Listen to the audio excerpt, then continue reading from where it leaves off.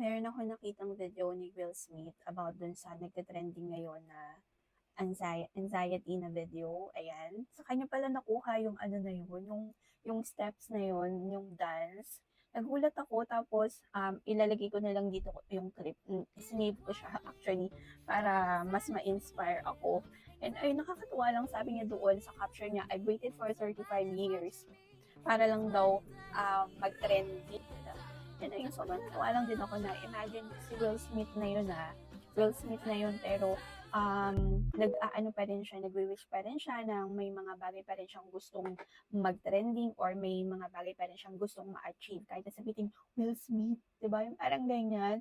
And ayun, sobrang na-inspire lang ako doon sa pinost niya kasi katulad ko, affiliate ako for 3 years na pero still sobrang slow ng progress nung nangyayari sa akin compared doon sa mga affiliate na kasabayan ko or sa mga affiliate na nakilala ko ngayon na so, grabe na yung mga trending na mga videos nila and meron recently ako nakita parang 100,000 for ilang days lang. Sabi ko, wow Lord, paano kaya ako naman sana? Yung parang ganun, mapapasana po ako din po, parang ganun. And then din sabi ko na etong na-post ni Will Smith na parang binigyan niya ako ng ng hope na wag na pa rin talaga tayong susuko na kahit superstar ka na, kahit millionaire ka na, kahit kilala ka na sa buong mundo, still meron ka pa rin mga bagay na gustong i-achieve na hindi mo pa rin siya na-achieve. Biruin mo 35 years, di ba? Samantalang ako 3 years pa lang ang hinihintay ko, 3 years pa rin yung wino-work ko para lang mag-boom or kumita ako ng malaki. Pero sabi ko kasi sa sarili ko, hindi ko na yung goal. Ang goal ko na lang is gusto ko maging competitive sa magandang way, no, which is ma-enjoy ko and matututo ko. Hindi yun sa pagiging competitive ako na may stress ako, mamumroblema ako, iiyak ako, yung mga ganyan, i-compare ko yung sarili ko sa iba, yung ganyan. Ayoko maging ganon. So sabi ko, enjoy ko na lang kung ano yung ginagawa ko as long as natututo ko, as long as na nakikita ko sa sarili ko na may improvement ako, go lang. And ayun, so far, na-enjoy ko siya ngayon. Unlike before na pagka nagkaroon lang ako ng konting violation, umiiyak na talaga ako. Ayan. Pero ngayon, okay na ako. Kung ano man yung mangyari dito sa account ko, kung ano man mangyari sa akin as an affiliate, marami, as long as natututo ako, okay na ako doon.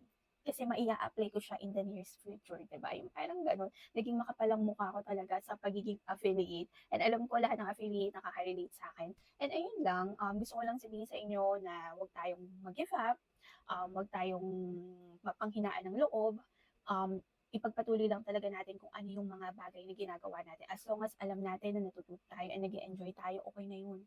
Huwag tayong masyadong mag-pressure, huwag natin masyadong i-compare yung sarili natin sa iba kasi may sarili-sarili tayong development, may sarili-sarili tayong strategies, and alam ko one day, sa pagtsatsaga natin and sa willing natin na matuto tayo or lumabas tayo sa comfort zone natin, ma-achieve din natin yung mga bagay na achieve ng iba. Siguro it's not the time pa na mag-shine tayo, hindi pa tayo nire-ready ni God for that. Maybe soon, 'di ba? Maybe soon i-manifest natin. And ayun lang, maging positive lang tayo everyday. Isa lang talaga yung lagi kong sinasabi sa sarili ko na hindi ako susuko sa mga bagay na natutunan ko and sa mga bagay na nasimulan ko dito. Kasi ang laki talaga ng naitulong sa akin ng pagiging affiliate dito sa TikTok. Isa na yung pagiging makapal ang mukha. And ayun lang, kaya ikaw, kung napanood mo to and kung natapos mo tong video na to, kung umabot ka sa part na to, huwag kang susuko. Kasi ako, 3 years na akong affiliate pair ako. And one day, makakamit ko lahat ng mga bagay na ginoal ko before or manifest ko before. And ayun din naman yung magbe-benefits ng lahat ng bagay na ginagawa at mga bagay na natututunan natin. And ayun, kahit mababa yung views nyo, go lang, mag-post lang kayo ng mag-post. Kasi yung mga videos na nag-gain ng sales ko ngayon, yung mga videos ko pa 2 years ago, last year, yan yung mga videos na kumukuha ng benta ko. Kaya yun, post na kayo ng post, katulad ni Will Smith, hindi niya in-expect na 35 years bago 35 years niya hihintayin na maging, may makilala yung dance step na ginawa niya na yun. Imagine that, diba? Malay nun, maybe next month, next year, diba? Hindi natin alam. Lahat ng nawawala ng pag-asa, wag kayong sumuko, mahirap maging affiliate, sobrang hirap. Kasi ang investment mo talaga dyan is sipag at syaga at lakas ng loob. Ayan, kasi ang kalaban natin dito is walang views, walang benta. Pero kung ipagpapatuloy mo yan at hindi ka susuko, Ayan, makakamit mo lahat ng ganyan kasi makakamit natin lahat yan, i-manifest lang natin, i-work lang natin, huwag tayong sumuko, huwag tayong mawalan ng pag-asa. And ayun lang.